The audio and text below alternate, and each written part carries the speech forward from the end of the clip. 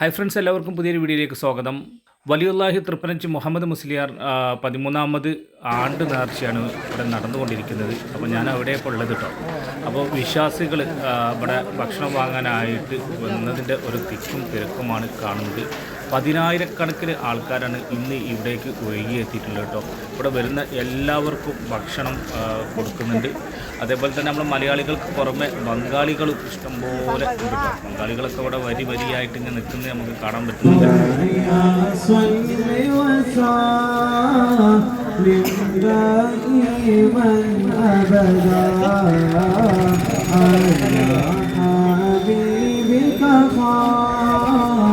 للخلق كلهم على رحمة ربي حين يقسمها تأتي على حسب العصيان في القسم مولاي صل وسلم دائما أبدا على حبيبك خير الخلق كلهم يا ربي واجعل رجائي غير منعكس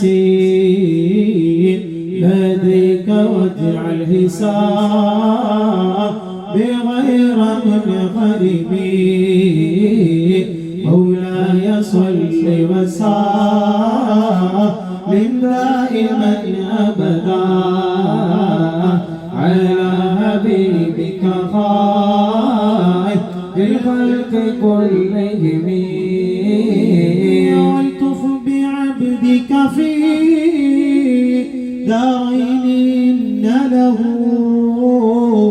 صبرا متى تدعوه الأهوال ينهزم